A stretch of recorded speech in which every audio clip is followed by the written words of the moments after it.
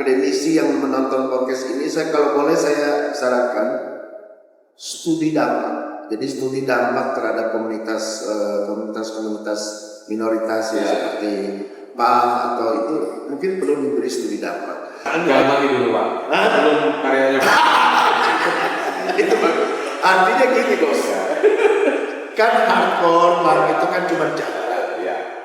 Yang penting buat saya adalah berkah.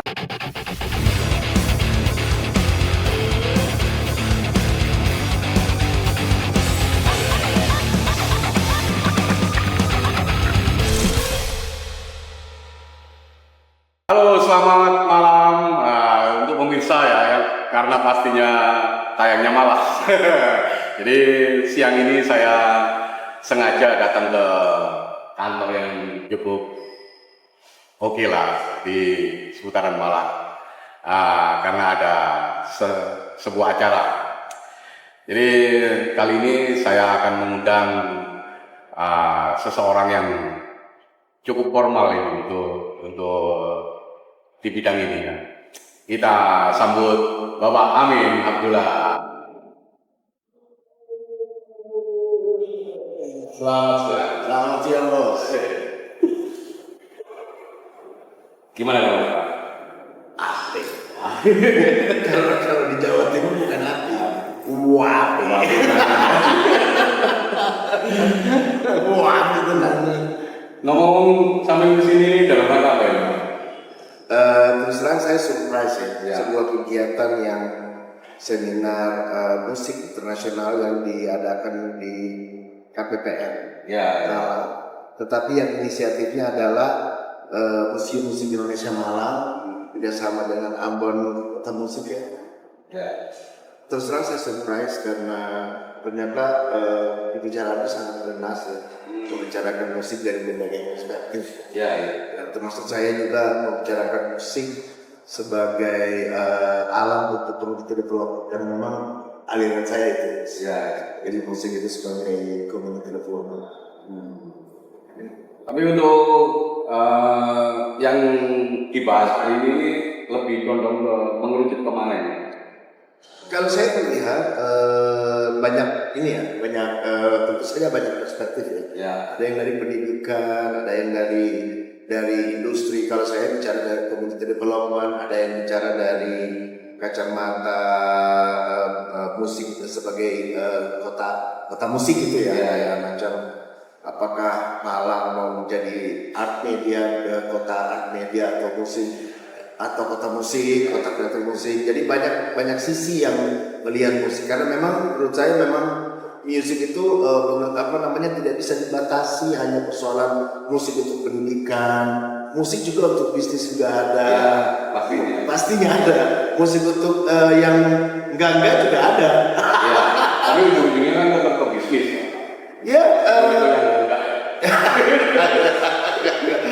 Memang, tapi kita juga harus, kalau saya memang, apalagi saya dari Kementerian Ekonomi Kreatif sebagai Direktur Musik Industri Kreatif, tentu saja kami melihatnya sebagai sebuah rantai nilai di mana kemudian musik itu ada di bagian ada fase kreasi, ada fase produksi, ada fase distribusi, ada fase konsumsi, itu yang Anda bilang tadi monetisasi atau kemudian bisnisnya. Tapi kemudian juga sampai pada konservasi, bagaimana kemudian musik-musik itu misalnya lagunya Grassroot, anak asuhan itu bisa menjadi semacam ide untuk mencari ide baru. Itu namanya konservasi. Jadi kalau membicarakan musik dari kacamata ekonomi kreatif saja, itu aja udah panjang rantai nilainya. Sepengetahuan saya ini soal kebijakan dan lain-lain karena kan kalau kita ngomongin kebijakan kan tergantung perspektif dari masing-masing kan. Kadang dari kebijakan kota kan beda-beda. Seringkali itu banyak yang menganggap bahwa musik ini nggak layak lah untuk diakomodir. Padahal kan di balik itu kan banyak kita melibatkan industri lainnya gitu Pak. mulai dari vendor dan sebagainya. Gimana cara dari Somambang kebijakan dari Samyan untuk mengatasi Biar itu diskriminasi ya? Diskriminasi mungkin lebih konkret lagi ya. Kira-kira diskriminasi itu di genre siapa? Oh banyak, underground lah salah satunya. Karena kita ngomongin underground ini kan banyak genre ya. Mulai dari metal, punk dan sebagainya. Hardcore. Itu lebih dicondong, wah ini musik kacau ini. Ya, padahal kan secara bisnisnya itu, oh gila ini mah, gitu. Nah, kenapa nggak diakomodir gitu? Secara entah itu perizinan dan sebagainya itu sepertinya itu sulit. Iya, that's a good question though. I mean, ini pertanyaan bagus dan tergantung pada siapa yang menjawab. Nah, saya kebetulan benar-benar menganggap bahwa ekonomi kreatif itu adalah industri. Jadi menurut saya semua pemerintah itu harusnya mengakomodir semua genre, termasuk hardcore, metalcore, dan punk. Kalau Anda lihat presentasi saya kemarin, justru malah program kami yang namanya akselerasi kreatif atau aktif, itu malah memberi ruang kepada Philadelphia. Philadelphia itu adalah sebuah grup metal core dari Aceh yang sudah pernah main di Wacken, Jerman. Dia menang kompetisi dan dikirim ke dapat sponsor untuk ke Wacken. Dan di sana mereka bermain. Uniknya adalah mereka bermain metal, tetapi kemudian dibuka dengan rapai. Rapai itu adalah memang sangat khas Aceh ya. Banyak sekali jenis rapai. Terus kemudian kami mengakomodir mereka dalam program aktif. Nanti akan keluar albumnya, keluar singlenya namanya Hitam. Itu pada tanggal 23 Juli. 23 Juli pada saat kita merayakan Hari Anak Nasional. Mengapa kami memilih pada tanggal hari 23 Juli Hari Anak Nasional itu sebagai rilis video musik dari Hitam itu? Karena mereka sebenarnya ketika mereka bicara hitam, mereka itu dalam video klip itu sesungguhnya adalah menyuarakan anti kekerasan. Anti kekerasan terhadap siapa? Terhadap anak-anak dan perempuan. Kalau Anda mudah-mudahan Anda bisa nanti kita melihat ya, teman-teman yang nonton podcast ini bisa lihat bagaimana produk kerjasama antara Kementerian Ekonomi Kreatif dengan Saban Raya di Aceh dan kemudian Philadelphia kita akomodir karena dan kemudian kontekstual menurut saya, sehingga kalau masalah masalah genre musik menurut saya itu adalah pilihan. Sebagaimana kemudian saya juga memilih world music sebagai aliran saya, tetapi kemudian itu masalah pilihan sebenarnya. Yang paling menurut saya yang paling kita perlu perhatikan bukan persoalan genre, persoalan bagaimana dampak dari musik itu kepada kepada masyarakat. Kalau seandainya kalau saya Islam akan melihat sesuatu itu dari manfaat dan mudarat, itu pun dan terbukti anak-anak Philadelphia itu walaupun mainnya hardcore rajin sholat. Ya itu kan balik lagi ke personal Pak. Masalahnya kan kalau kita ngomongin menurut pandangan orang ya kan. Orang yang mana gitu. Makanya jadi menurut saya kadang mereka menganggap kita ini bukan orang gitu. Saya nggak berani mengomentari misalnya yang berpendapat lain memperjuangkan Philadelphia saja untuk bisa masuk dalam program akselerasi kreatif pemerintah. Saya itu cukup berjuang untuk meyakinkan bahwa ini hanya persoalan genre. Dan kemudian sudah melalui beberapa revisi misalnya ada video klipnya yang ada darah-darahnya dikeluarin yang terlalu misalnya ada anak kecil yang disumbat mulutnya sebagai simbol kekerasan terhadap anak dikeluarin. Jadi ada proses di mana kemudian negara, otoritas negara dan kemudian kreativitas itu saling mendekat sama lain gitu. Nah saya sih berharap bahwa kemudian apa yang kami lakukan di Aceh bisa membuka kemungkinan dari pemerintah daerah setempat, misalnya di Pemda Kota Malang, pemerintah Provinsi Malang, untuk melihat genre punk, genre hard rock, grindcore itu bukan pada genre-nya, tetapi bagaimana kemudian dia bisa bermanfaat kepada kepada komunitas. Karena sepengetahuan saya justru yang minoritas begini komunitasnya biasanya fanatik. Sehingga kalau lebih luas, jaringannya lebih luas. Sehingga kalau seandainya tidak diakomodir malah liar. Menurut saya. Dan justru malah negara harus kemudian membina dalam tanda kutip ya. Artinya melihat dari hal yang positif. Apakah teman-teman dari greencore, hardcore, punk sudah bisa masuk dalam skema industri kreatif? Musik sebagai harusnya bisa. Berarti kan peran negara di situ. Bagaimana memperkenalkan fungsi publisher, bagaimana memperkenalkan fungsi label, apa itu performing rights, apa itu mechanical rights, bagaimana kemudian hak cipta itu harus didaftarkan ke LMK. Apakah itu kemudian dilakukan? Kalau seandainya menurut saya negara fokus pada pemanfaatan bukan pada teks. Ini ngomong tadi rodo akademis kalau salah ya. Bukan pada musiknya, teks musik, tetapi pada konteks musik dan pemanfaatan musik itu. Then maybe we can have another opinion about what is core metal, apa itu punk, apa itu yang negatif. Tentu saja musik ini adalah, kalau saya pernah ditanya musik itu bagaimana sih menurut Islam musik itu, saya Islam. Padahal di Arab sendiri yang mayoritas Muslim ya, negara Islam itu genre undergroundnya banyak. Malah saya nggak tahu. Banyak ya. Jadi ketika ditanya bagaimana pandangan Bapak mengenai musik, Inamal Amal sebenarnya tergantung ya. Kalau niatnya baik, menurut saya baik.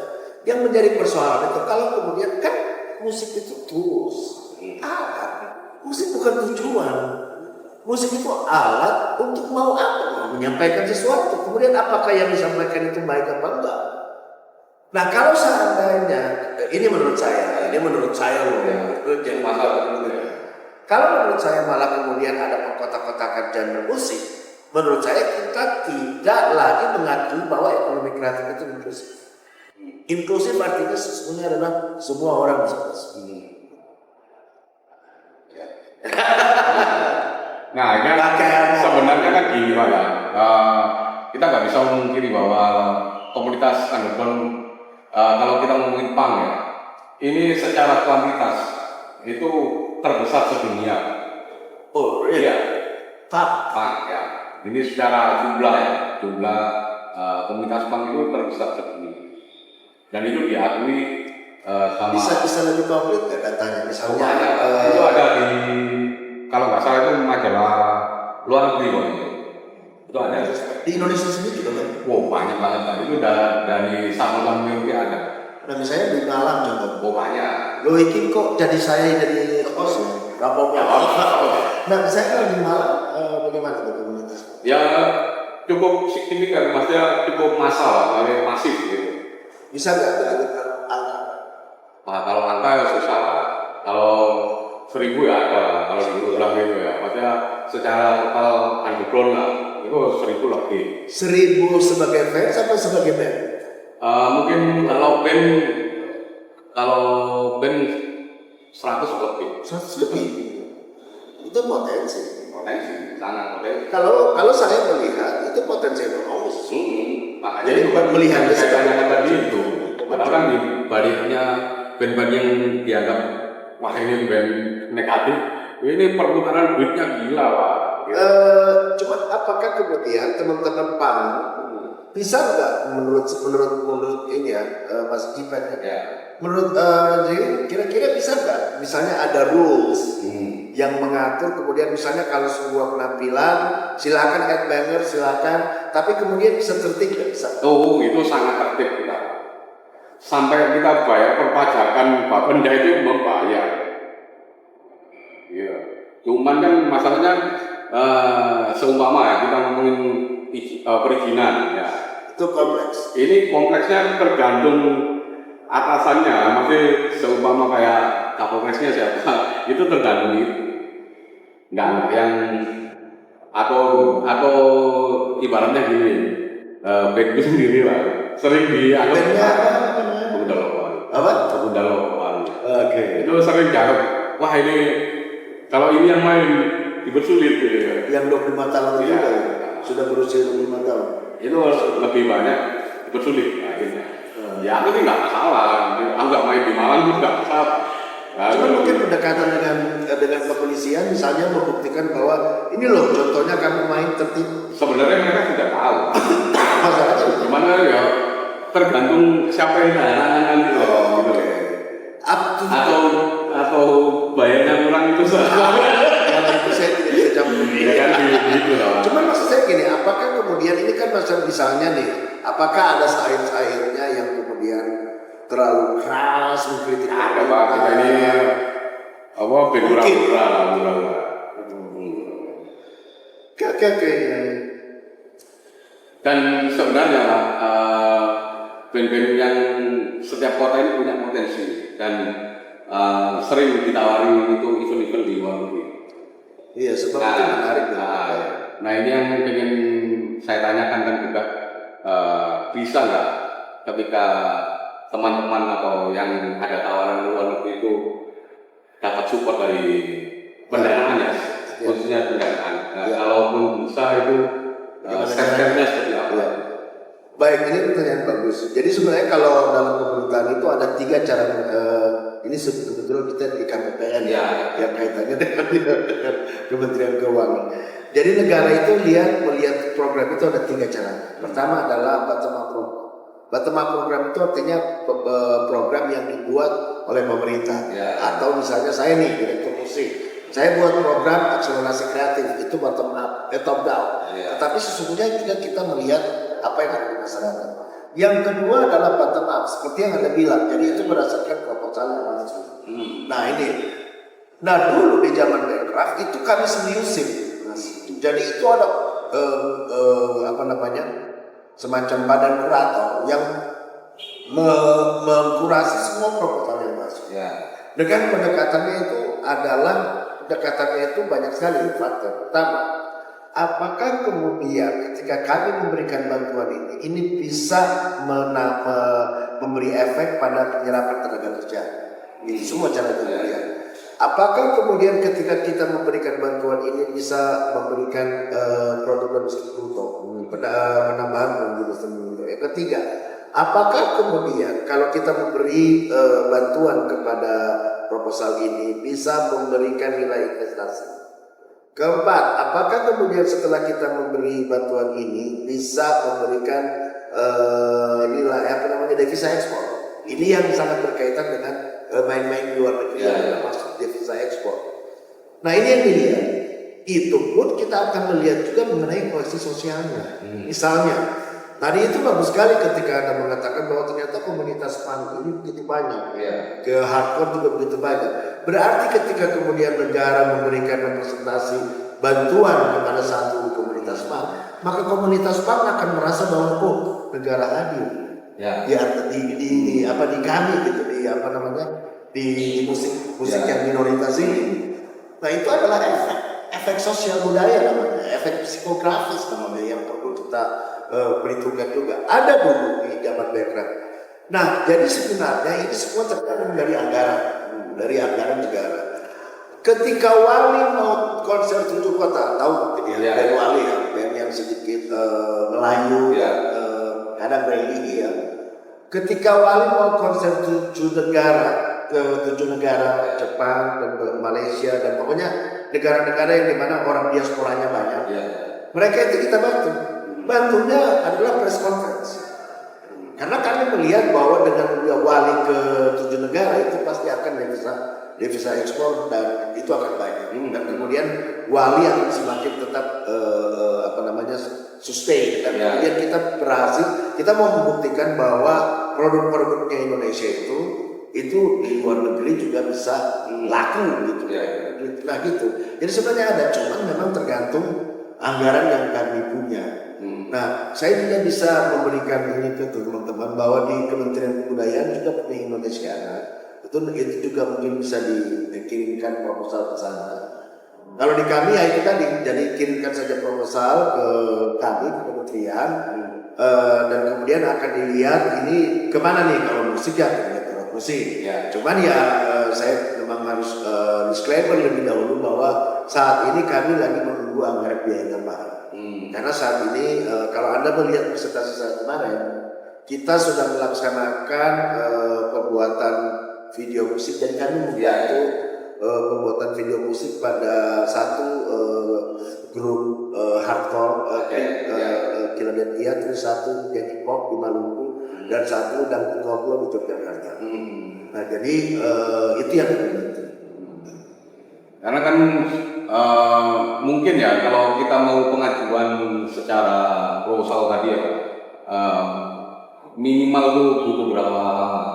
Maksudnya Sebenarnya tergantung ini Mas, bukan tergantung lamanya, kesiapan dananya. Atau anu lah ya, maksudnya untuk di ACC ya, atau tergantung event yang disalahkan atau seperti apa? Yang tadi yang saya lihat, jadi indikator tadi, apakah kemudian ketika kita memberikan bantuan. Nggak, masalahnya kan tadi sampai ngomong kayak Wali, kasus di Wali itu tadi kan lebih banyak ke negara-negara yang banyak diasporanya atau TKI-nya lah ya bisa. Nah masalahnya band-band yang underground ini lebih diapresiasi oleh warga negara sana. Kebetulan ada beberapa yang masuk juga ya. Kalau masalah ada beberapa yang kita bantu juga ya. Saya lupa ya. Jadi sesungguhnya itu bukan masalah jantung. Kalau saya bukan masalah jantung, masalah impact. Iya, maksud saya tadi kan impactnya itu kalau kita ngomongin devisa tadi ya, kan kalau mereka yang diapresiasi kayak ibaratnya kayak dia tadi main di Wegel, terus POB, Voice of kalau Wali kan beda, iya. maksudnya ini di luar genre yang maksudnya di luar festival yang ini sebenarnya kan banyak. Mereka tuh bedanya yang kayak VOB atau Philadelphia ataupun pernah dan Forward dan lain sebagainya itu kan festival di sana yang benar-benar penontonnya itu full bule, nggak mungkin kalaupun ada penonton Indonesianya ya paling bisa dihitung. Ya, padahal kan itu mungkin menjadi pembedanya. Sebenarnya menurut saya bukan itu pembedanya. Pembedanya adalah kesiapan Anda. Kesiapan Anda. Nah, ya saya harus disclaimer mengatakan bahwa ini Kementerian Ekonomi Kreatif adalah kementerian baru sehingga mungkin masih perlu untuk banyak waktu untuk membuktikan kepada Kementerian Keuangan bahwa ekonomi kreatif itu sangat memberi dampak pada pertumbuhan ekonomi. Karena yang saya tahu ya, mungkin dari beberapa teman-teman saya yang pernah ke luar negeri juga itu tergantung dari pemerintah daerah juga. Nah, kayak mungkin yang dari Bali atau yang kemarin mungkin sebulan atau 2 bulan yang lalu itu ada band hardcore dari Bali, Kenya. Dibantu oleh Bali sama. Nah itu dia menurut saya bukan persoalan apakah ini tour atau apakah ini kemudian di sebuah festival mana, tetapi sebenarnya sangat tergantung dari kesiapan anggaran dan kami sebenarnya ingin sekali untuk bisa membantu banyak sekali yang karena sesungguhnya buat teman-teman komunitas itu kan seberapa pun yang dibantu itu kan sangat berarti. Iya. Bukan persoalan berapa besar, tapi berapa besar perhatian. Iya, benar kan? Iya. Jadi tidak ada keinginan kalau menurut saya, tidak ada keinginan untuk tidak mau membantu, tapi memang ketersediaan anggaran yang sangat terbatas. Oleh sebab itu, saya berpikir apakah teman-teman bisa juga misalnya menjadi walaupun seperti Philadelphia ya dan Voice of Chapel juga ya. Isu-isu juga mungkin isu-isu keindonesiaan juga mungkin bisa menjadi duta-duta. Ya pastinya seperti itu Pak.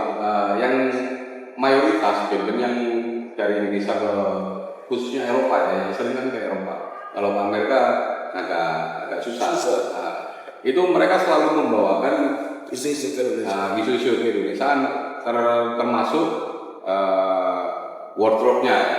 Wardrobe. Nah, itu karena itu salah satu bisa menjadi daya tarik bedanya. Saya kira iya, sebab misalnya Voice of Cepro, ketika lagunya God Please Allow Me to Play Music itu kan sebenarnya sangat sangat akan menarik sekali buat para di luar negeri sana, karena God Please Allow Me to Play Music itu kan nyindir banget nyindir banget terhadap orang kita yang masih mempersoalkan bahwa apakah ini musik halal atau haram gitu ya. Tapi udahlah, kalau halal atau haram ya udah, saya kita doa aja, ya Allah. Tapi mereka yang ngomongin haram, musik haram itu banyak yang masih konsumsi babi lah. Sampai saya ngomong dua aku. Jadi ya kalau saya tetap kepada inama pilihan, sebab sebenarnya dalam dunia kalau dalam saya bicara teori musik itu terdiri dari beberapa unsur. Salah satunya adalah melodi. Nah sebenarnya kalau ketika ya ayyuhallazina amanu, menurut saya itu adalah bagaimana kemudian kita memberi sentuhan sentuhan agar kemudian kita bisa lebih dekat, lebih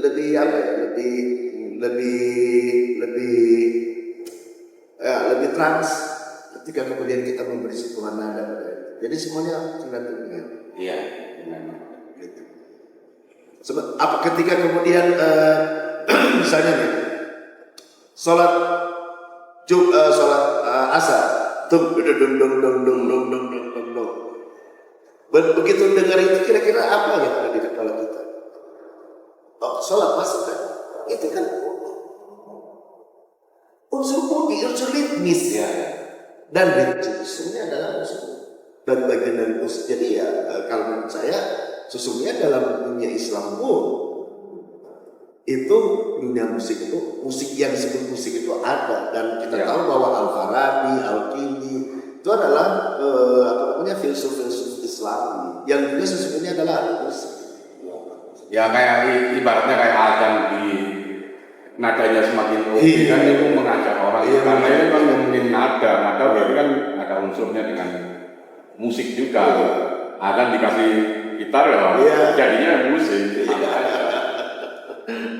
Ya memang ya kita tidak bisa kita tidak bisa menghindari ketika kemudian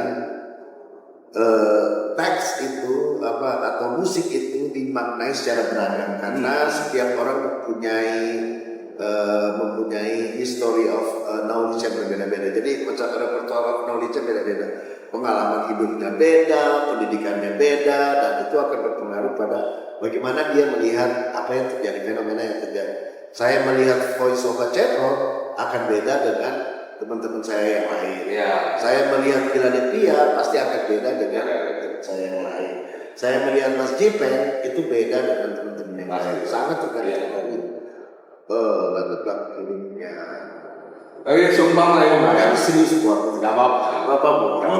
Untuk kedepannya nih, kira-kira setelah sampai semakin ngerti ya, maksudnya kedalamannya ini ada nggak upaya untuk melebarkan, maksudnya secara aturan ya, atau batasan-batasan yang perlu dimaksimalkan di kalau musik musik. Kalau saya sudah melakukan, mungkin Mas perlu menanyakan kepada yang lain. Maksudnya kan gini Pak, ini kan sampai ibaratnya kan ngomongin sampai posisi direktur representasi. Nah, posisi yang di bawah ini kan belum tentu yang di bawah menjalankan. Apalagi ke lapangan, makanya entah itu dari bawah-bawahnya ini ya kayak pemerintah daerah atau kan belum tentu gitu. Mungkin perlu komunikasi ya. Jadi maksudnya perlu sebenarnya forum-forum seperti ini penting loh, dia adalah representasi dari institusi yang ada seperti tadi. Kalau saya sendiri sih sudah melakukannya dengan Bahkan kalau sebenarnya kita lagi nyari komunitas punk Sumatera. karena untuk Jawa kita Banyak Pak. Semua kota. banyak. Untuk Jawa kan kita udah lihat memberi tempat kepada Kongo dan difabel. Jadi bukan bermaksud untuk mengeksploitasi difabel, justru malah kepengen untuk memperlihatkan bahwa memang ekonomi kreatif ini industri. Nah untuk Sumatera kita memang mau melihat punk. Jadi kalau seandainya Anda kalau di kami, kalau di Reklamasi Wisata kan sudah melakukan untuk tidak untuk betul-betul mengkampanyekan bahwa ekonomi kreatif itu kembali lagi seperti yang kita bicarakan tadi, tentu saja sebuah kebijakan itu sangat seseorang itu mempunyai repertoire of knowledge yang berbeda dengan ini bahasanya Stuart Hall ya sebenarnya. Jadi orang itu mempunyai repertoire of knowledge itu akan mempengaruhi bagaimana dia melihat segelas air. Jadi tidak ada cara lain menurut saya adalah berkomunikasi. Sehingga sebenarnya forum-forum seperti Museum Musik Indonesia Seminar International Seminar sebenarnya sebaiknya memang semua unsur ada ya, karena melihat bagaimana kemudian bahkan kita di IPOM tadi ya. Di IPOM Malaysia itu kan mereka memberi ruang kepada rock, memberi ruang kepada hip hop, memberi ruang itu udah ada di Malaysia kan sudah ada. Presentasi saya kemarin kalau Anda lihat hardcore, terus kemudian hip hop, bahkan nanti kita lagi mau cari punk di Sumatera, di mungkin Jawa Timur, Insya Allah tahun depan ini kita akan lihat mana yang belum tersentuh. Cuman maksud saya memang Kementerian Ekonomi, selain ada betul, artinya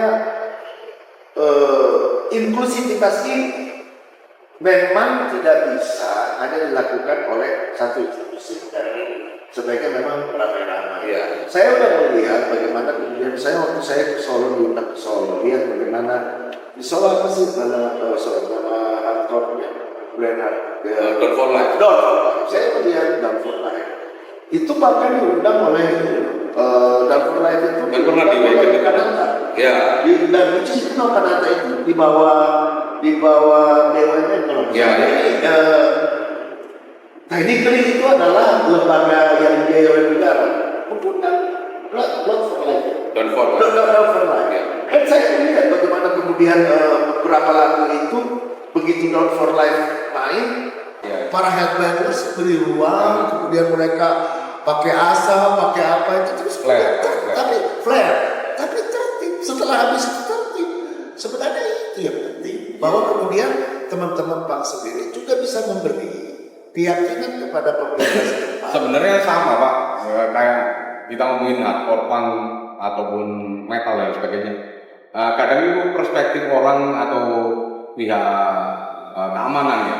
Ketika kita ini mosing fokus, terus surfing dan sebagainya, ini yang dianggap mereka ini kacau. Padahal ya ini hanya wujud ekspresi saja. Jadi kalau menurut saya sehingga memang ini yang perlu disampaikan ya.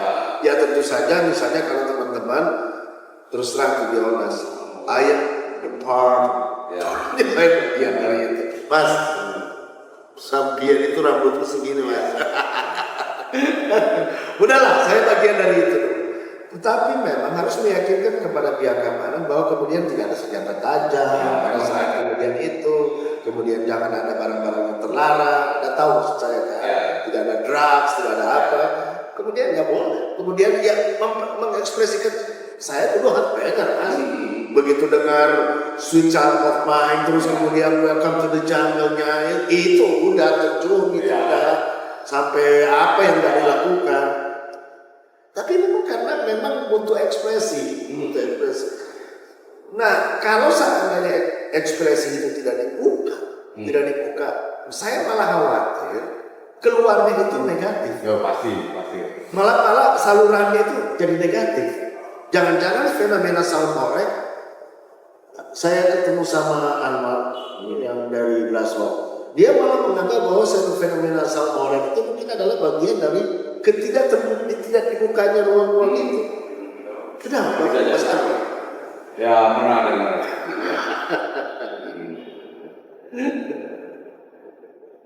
Gitu. Ya. Kita udah atau gimana nih? Ya itu memang negara itu perlu hadir untuk melihat gejala sosial. Ya. Memang gejala sosial. Jadi ya mengakomodir semua jalan, tapi memang harus itu. Ya. Sebenarnya dari ya anak-anak sih kalau soal teratur secara secara prosedur itu udah cukup melengkapi lah. Cuman saya kalau boleh tahu Ya. proses bisnis karena gini, kalau ekonomi kreatif kan dia melihatnya itu ada dua, economic impact dan social impact. Nah, apakah teman-teman PAN atau kemudian komunitas greencore, hardcore itu kemudian persoalan ekonomiknya itu tertata baik? Oh sangat. Jadi kalau kita ngomongin yang skup lebih kecil aja ya, itu mulai dari merchandise ini melibatkan banyak orang. Iya benar. Mulai dari tukang tablo, tukang jahit, dan reseller dan sebagainya itu yang skup kecil aja. Belum lagi untuk per event. Per event kan kita bisa dengan UMKM-nya untuk stand food court dan lain sebagainya itu kan banyak, termasuk manual, termasuk vendor. Ya ini sudah melibatkan beberapa orang. Artinya ekosistemnya jalan. Sebenarnya mungkin diperlukan ini kalau ada akademisi ya, mungkin teman-teman akademisi yang menonton podcast ini, kalau boleh saya sarankan studi dampak. Jadi studi dampak terhadap komunitas minoritas ya, seperti PAM atau itu mungkin perlu diberi studi dampak. Kalau mungkin saya boleh memberikan studi komparasi. Ya. Fakultas Ekonomi dan Bisnis Universitas Indonesia itu membuat studi dampak ketika kemudian Coldplay main di Indonesia. Ya. Itu cuma 1 hari, uang yang berputar itu sekitar 555 miliar. Ya. Uang yang berputar. Nah sebenarnya untuk daerah-daerah seperti Malang, untuk daerah seperti Batu, daerah seperti Kediri, perlu untuk studi-studi seperti ini. Jadi misalnya studi bagaimana kemudian dampak ekonomi dan sosial terhadap sebuah event hardcore misalnya atau punk misalnya. Kalau boleh saya sarankan kepada teman-teman akademisi Universitas Negeri Malang, apa aja tersebut. Universitas Brawijaya, Muhammadiyah, terus IAIN mungkin. Nah, perlu untuk melihat itu. Jadi studi dampak dan studi dampak ekonomi dan sosial.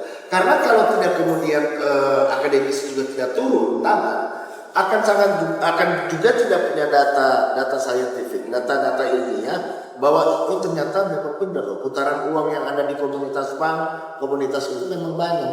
Karena sesungguhnya adalah ekonomi kreatif. Karena gini masalahnya, kalau melihat heavy metal, melihat greencore, melihat PAN, itu dalam kacamata ekonomi kreatif, maka itu dilihat aset. Iya.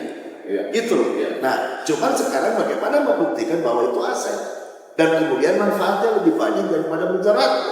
Itu yang harus dibuktikan. Gitu. Jadi teman-teman teman-teman hardcore, greencore juga membuktikan bahwa manfaatnya lebih banyak daripada mudarat. Itu sangat banyak gitu. Itu perlu menurut saya yang tidak melaku, itu sangat menghidupi, sangat menghidupi. Sedang padahal kemudian negara kita dan hampir semua negara saat ini sedang mengalami persoalan ekonomi. Dan kemudian jangan lupa negara kita sedang mengalami bonus demografi. Artinya 63% dari piramida penduduk Indonesia saat ini adalah usia produktif. How can you imagine kalau seandainya kemudian negara tidak mampu untuk membuat lapangan kerja? Nah jangan-jangan kemudian festival yang berkala untuk PAN yang tertib dan teratur, bahkan kita nggak usah ngomongin PAN aja ya, kita ngomongin underground secara keseluruhan ini Ini udah oke lah. Makanya itu dia. Ya coba jadi mudah-mudahan teman-teman dari akademisi, dari media, dari itu bisa kemudian membantu teman-teman bank, teman-teman dengan data-data yang valid sehingga membuat para pengambil kebijakan di malam ini yakin bahwa gitu, tidak akan terjadi kerusuhan, tidak akan terjadi ini, bahkan kemudian memberi ruang ekspresi, memberi ruang ekonomi, membuka dinamika ekonomi yang ada. Otherwise, kalau seandainya kemudian ini keran tidak dibuka, saya khawatir malah membuat efek yang negatif karena ekspresi ini membutuhkan saluran. Sehingga kalau salurannya tidak dibuka, saluran yang protektif, artinya yang terproteksi secara baik, maka nanti malah jadi keluarannya malah negatif. Gitu. Oke. Mungkin ada pesan-pesan Pak untuk ya siapapun yang menonton. Ya, buat teman-teman kreatif ya, start from what you have. Ini yang saya selalu bilang, start from what you have. Jangan terlalu menginginkan apa yang, jangan mulai dari apa yang dimaukan.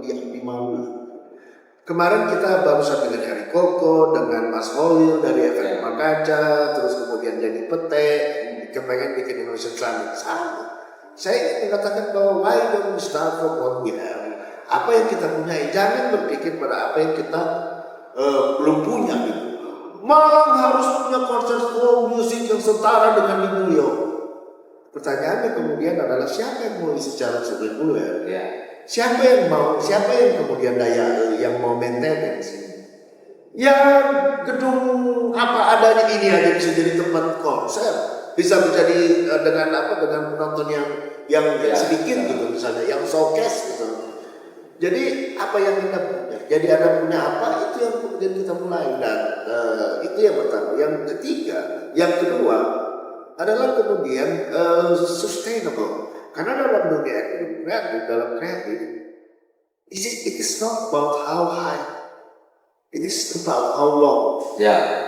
Karena dalam ekonomi kreatif atau dalam budaya pop itu ada fenomena yang disebut dengan fenomena meteor. Saya menyebutnya dengan fenomena meteor.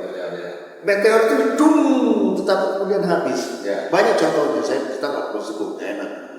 Nah, sehingga yang perlu dijaga itu adalah maintenance. Jadi nggak perlu juga terlalu tinggi, tapi kemudian tetap konsisten.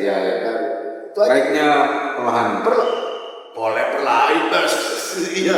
Tapi memang ada fluktuatif juga sih. Maksudnya itu bahwa kemudian tetap eksis.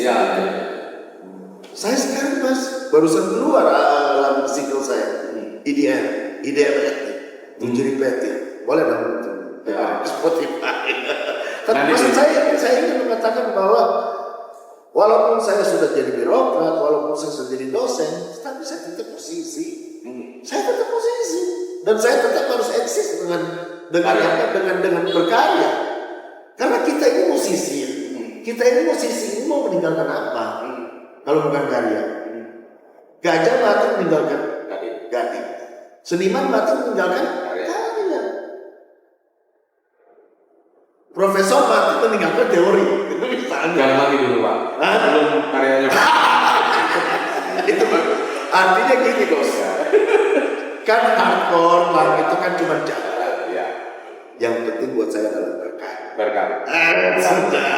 Lu doain gua jangan mati dulu, tapi lu doain juga bahwa Pak jangan mati dulu, tapi sisa hidupnya Bapak, usianya Bapak, tolong dong bikin hal-hal yang berkah gitu. Pasti berkah ya Pak. Pasti berkah. Sebelumnya terima kasih sudah membagi waktu. Terima kasih Pak. Salam buat teman-teman. Salam buat teman-teman hardcore. Salam buat teman-teman punk.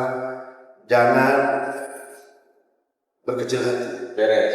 Terus kemudian jangan sustainable is very important. Menjaga itu. Nah, cuman memang kalau seandainya ini perlu komunikasi begitu. Teknik komunikasi untuk ini. ini kan di sini kan banyak ini Mas Don loh. Ya. Aku tak ngomong sama Mas Don deh. Ya. Oke. Mas Don kan kalian punya sesepuh di Jakarta itu. Ya, ya. Mas Don DSSA ya. Saya ngomong sama Mas Don, saya mau titip bahwa Mas Don gimana caranya Mas Don? Mungkin hubungi bupati di sini atau Ya. wali kota di sini atau Kapolres ini Kapolres ini bahwa mungkin bisa diminta lah teman-teman Pamda itu nanti insya Allah saya mau sama Pamda.